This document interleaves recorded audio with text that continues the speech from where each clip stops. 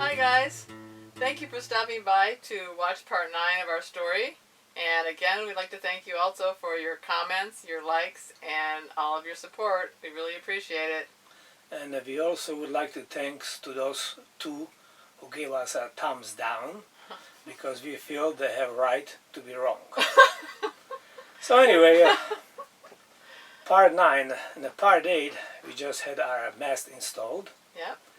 So movement of our boat was much kinder. We made it much easier for us, especially working on a boat, or for Susan to do cooking.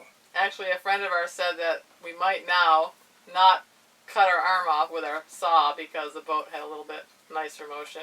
It's a good thing. So with the installation of our mast, we also made our engine running. There is not much really to say about making engine running. We made cooling water around from a strainer to the engine, and then installed the exhaust. So the only part I would like to mention about that process is when it comes down to mixing elbow. Now, mixing elbow in the engine is the part which is installed right at your engine where your exhaust gases come out, and your cooling water is mixing with the exhaust gases. Now, the reason I want to mention that part, because number one, it costs over $300. But even if the money is not the object, the problem is that it's not very easy to get, because usually it comes from a manufacturer of your engine who does the conversion for you. So not too many people carry it. And it happened at 3 or 4 different occasions where cruisers end up with a problem with the mixing elbow due to the fact it was plugged up or cracked, and the engine was overheating. So the problem became then to order a new one would take a long time to get it, especially if you're in remote places. That would be very awkward, not be able to go away due to not having engine running. So naturally I've done it my own, try to save some bucks, but also not to have to depend on nobody else.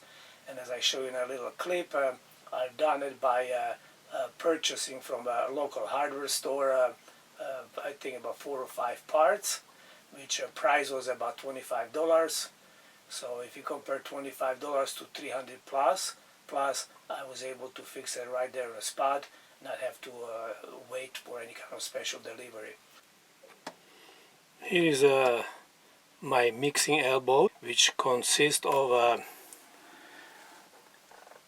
1.5 nipple, 1.5 T, reducers on one side where cooling water comes, and on the bottom it's an 1.5 exhaust where the your cooling water and exhaust gas is mixed.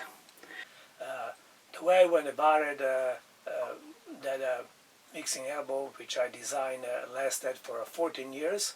So in the last 30 years I had to replace it twice, which took about no more than a half an hour to do the job. Now, some people might argue that's not a good way, not the right way, but I'd like to remind you that our engine's got over 6,000 hours on it, 30 years old, and it worked perfectly good without any problem whatsoever.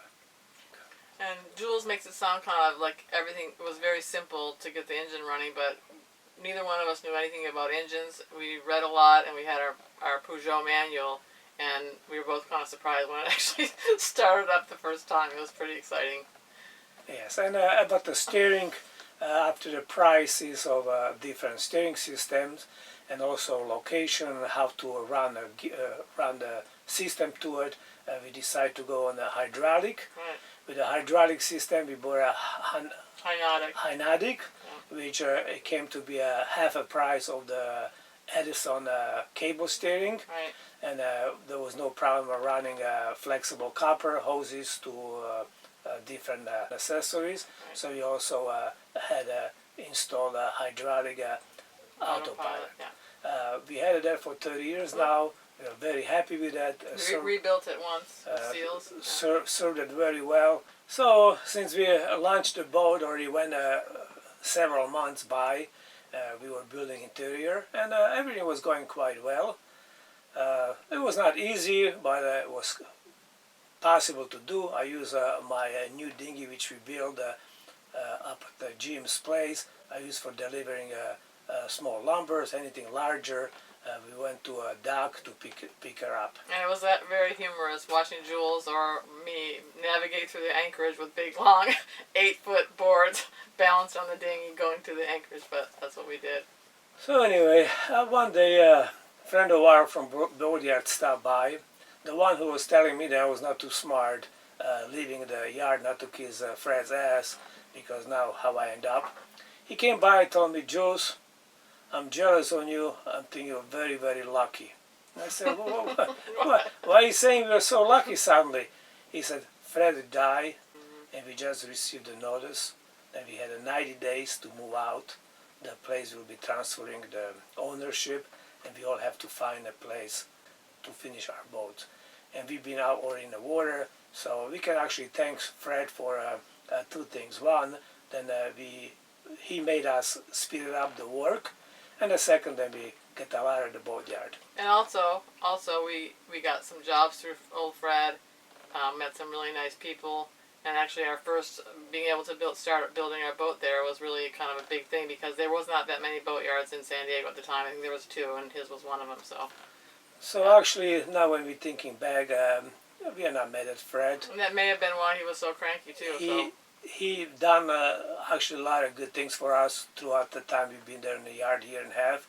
And also we found out he died of cancer, so maybe that was another part of his being so unhappy and so angry. Right. So now when we look back, things were not really that bad. But at the time, that was not easy. Right. Yeah. Now I would like to end this video by telling you a Chinese story. The old Chinese man had a son, and his son went out and caught a wild horse. And when he brought the horse back home, everybody in the village says, "What a lucky man." And the old man says, "Maybe." Anyway, a couple of days later, a young man jumped on the horse to try to break him in, and the horse drove him off, and he broke his leg. And everybody in the village says, "What an unlucky man." And the old man just said, "Maybe." A couple of weeks later, Imperial Army came to the village and picked up all the young men for the army. But they left the young man who had a broken leg, and everybody in the village says, "What a lucky man." And the old man says, "Maybe." So that's how it goes in life. One day you think you're unlucky, and next day you think you are lucky. You really have to wait some time before you can make assess it if it's really lucky or unlucky. And a lot of you have asked why Jules never smiles, and so I think right now, by what I'm going to say, it might either make him smile or make him cry. But I'd like to wish him a happy 34th anniversary.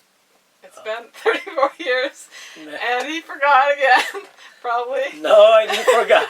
He's got something big planned, I guess. But if he doesn't remember, if he did remember, it doesn't matter. I'd like to say that I would do it all over again. We've been through a lot of hard times and a lot of good times, but in the end, it was all worth it, and I would marry him again. Happy anniversary! Nice. Thank you. Okay.